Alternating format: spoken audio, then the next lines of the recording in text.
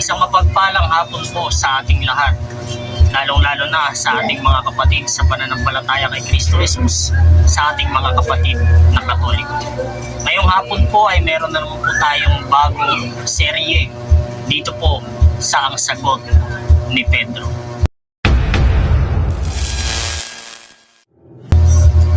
Ang bagong serye po natin ay magbabasa tayo ng talata, lalong-lalo na yung mga talatang palaging ginagamit ng mga anti-katoliko.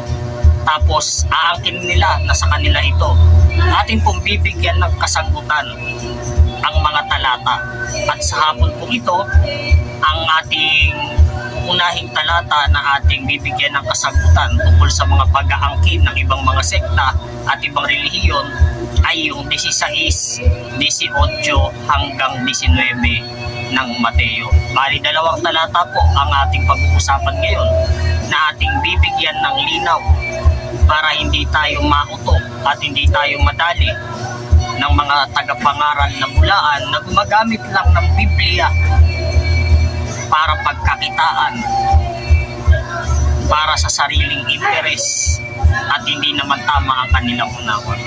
Ngayon po, gagamitin natin ang Bible na Catholic Edition na May Day Be One Bible, no, yung magandang balita at Biblia. At babasahin po natin dito po sa Mateo Kabanata 16. Ang talata ay 18 hanggang 19. Ito po ang nakasulat. Basahin po natin. At sinasabi ko sa iyo, ikaw ay Pedro, at sa ibabaw ng batong ito ay itatayo ko ang aking iglesia, at ang kapangyarihan ng kamatayan ay hindi magtatagumpay laban sa kanya. Ibibigay ko sa iyo ang mga susi ng kaharian ng langit. Ang ipagbawal mo sa lupa ay ipagbabawal sa langit, at ang ipahintulot mo sa lupa ay ipahihintulot din sa langit. Sa pagkakataon kong ito ay nagsasalita po walang iba kundi ang Panginoong Jesucristo. At sinasabi ito ng Panginoong Jesucristo sa kanyang apostol na si Pedro. Kaya nga sabi niya sa talatang 18, at sinasabi ko naman sa iyo na ikaw ay Pedro. At sa ibabaw ng batong ito, itatayo ko ang aking iglesia. Dahil po sa salitang aking iglesia, kaya may gumamit nito. Hindi lang po isa, hindi lang dalawa, hindi lang tatlo, hindi apat, hindi lima, kundi napakarami.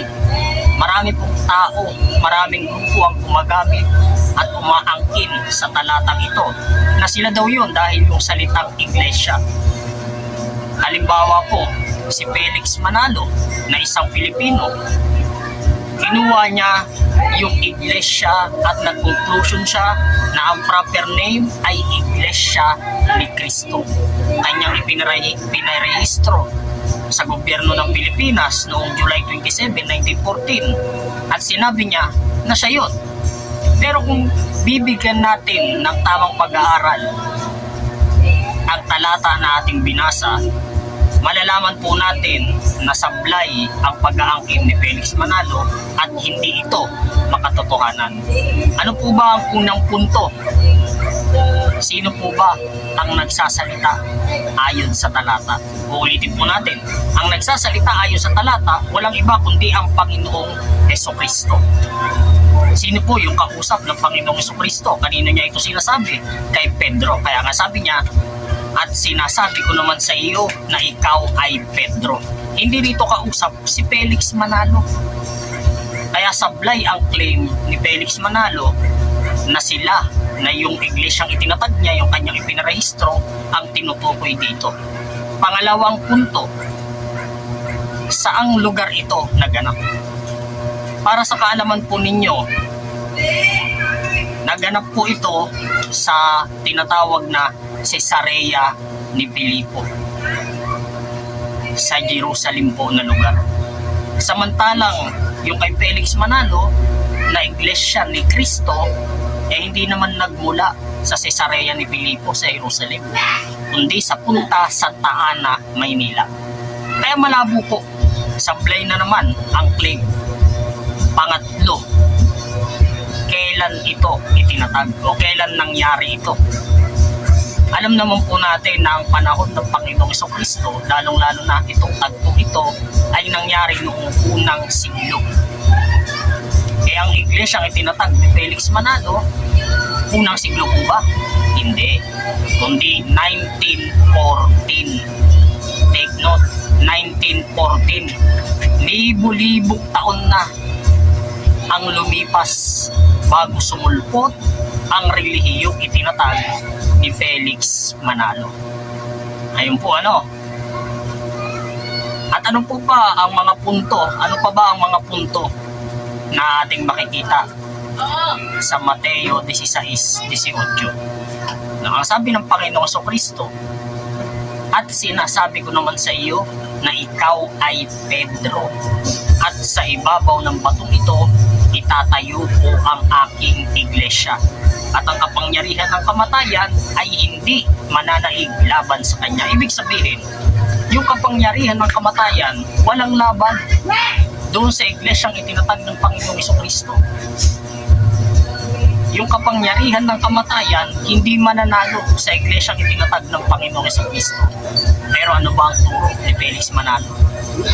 Natalikod daw ang iglesyang itinatag ng Panginoong Jesucristo.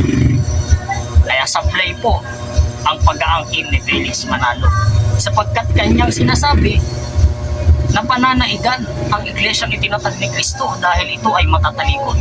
Pero malinaw po ang sinabi ni Kristo na kahit ang kapangyarihan ng kamatayan hindi mananaig laban sa iglesyang itinatag ng Panginoong Jesucristo. At sa talatang 19, makikita po natin dito ang katotohanan.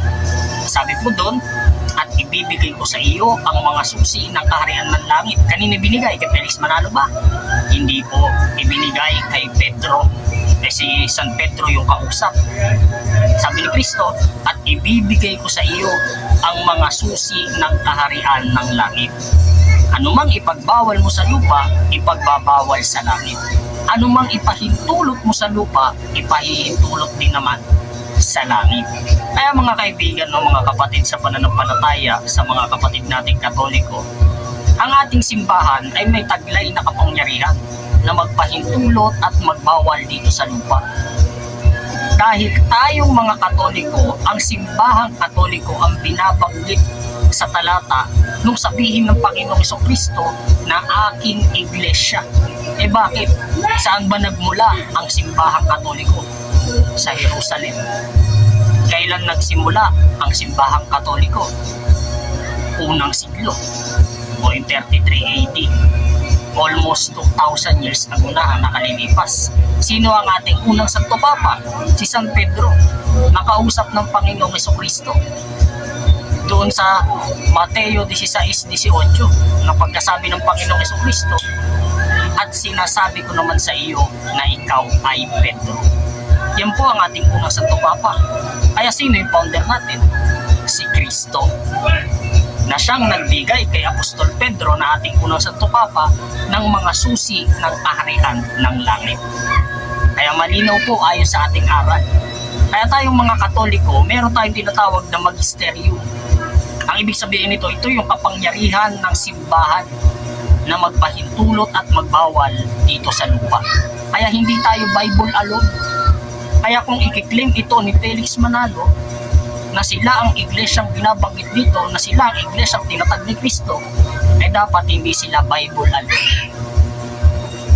Hindi dapat sila Bible alone. Dahil may kapangyarihan dapat sila na magpahintulot at magbawal. Pero wala yan sa doktrina ng iglesia ni Manalo, nagpapanggap na iglesia ni Kristo. Wala sa doktrina nila na may kapangyarihan ng kanilang iglesia na magpahintulot at magbawal dito sa lupa.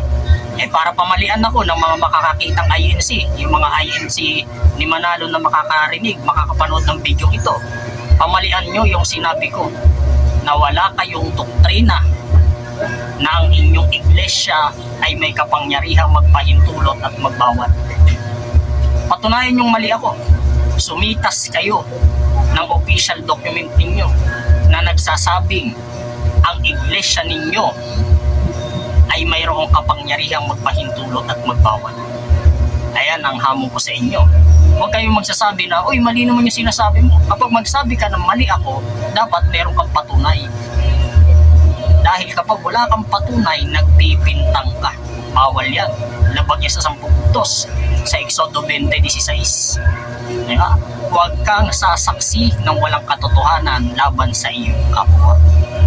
No, kaya ito ang hamon ko sa inyo. Kaya kung sasabihin ninyong mali yung sinasabi ko, na wala kayong doktrina na ang inyong iglesia ay may kapangyarihang magpahintulot at magbawal, sumitas kayo nang galing sa official document ninyo na ang iglesia ng inaniban ninyo ay mayroong kapangyarihang magpahintulot at magbawal. Ayan po ang hihintayin ko sa inyo. Ano pa ang mga punto dito, mga kaibigan? Itong kapangyarihan ng simbahang Katoliko, makikita po natin ito at mararanasan natin sa pamamagitan ng pagkukumpisan.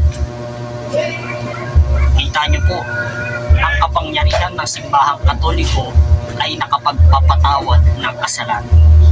Galing ba sa tao yung kapangyarihan ng simbahang Katoliko? Galing ba yan sa normal na tao lang? Hindi po. Galing yan sa Panginoong Jesucristo na tunay na Diyos at tunay na tao. Kaya sa mga kapatid nating Katoliko, bago tayo magpaniwala sa mga sabi-sabi, pag-aralan po muna natin ang ating pananampalataya upang hindi tayo maligaw. Dahil maraming mga bula ang mangangaral ang lilitaw, sabi nga ni Kristo sa 24:5 ng Mateo, gagamitin nila ang aking pangalan at marami silang ililigaw. Kaya hindi lahat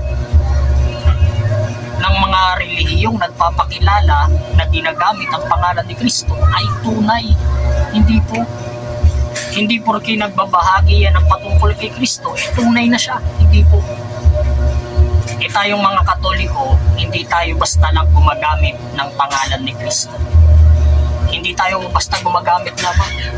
Hindi tayo ay pinagkatiwalaan ng Panginoong Jesucristo. Yung ating simbahan, pinagkatiwalaan ng Panginoong Jesucristo na magturo at mangaral sa pamamagitan ng kanyang pangalan. Yan po ang kaibahan. Kumbaga, meron tayong authority na nagmula sa Panginoong Jesucristo. Samantalang yung iba, walang authority. Sa panahon natin ngayon, anong tawag dyan? Illegal. Illegal ang ginagawa ng ibang relihiyon. Bakit illegal? Dahil wala naman silang authority na tinanggap mula sa Panginoong Jesucristo upang kanilang gamitin ang pangalan ng ating Panginoon. Kaya mga kapatid ko sa pananampalataya, sikapin po natin na pag-aralan, alamin ang ating napakagandang pananampalataya na naaayon sa katotohanan. So, huwag po tayong tamarin magbasa ng Biblia. Alamin po natin. Pero kapag magbabasa tayo ng Biblia, hindi lang dapat basta basa ng basa. Dapat inuunawa din. Paano natin malalaman na tama ang unawa natin sa talata ng Biblia na ating binabasa? Kapag ang ating pagkaunawa ay hindi taliwas sa turo ng simbahan. Dahil ang ating simbahan, ito ang simbahan na tinatag ng Panginoong Jesucristo. Almost 2,000 years ago. Kaya mga kapatid sa pananampalataya at sa mga hindi natin kapatid na iba ang pananampalataya, naway ang video ito ay nakatulong po sa inyo. Nawa ang aking pagbabahagi sa inyo ay mapulutan ninyo o kapulutan ninyo ng aral. Marami pong salamat.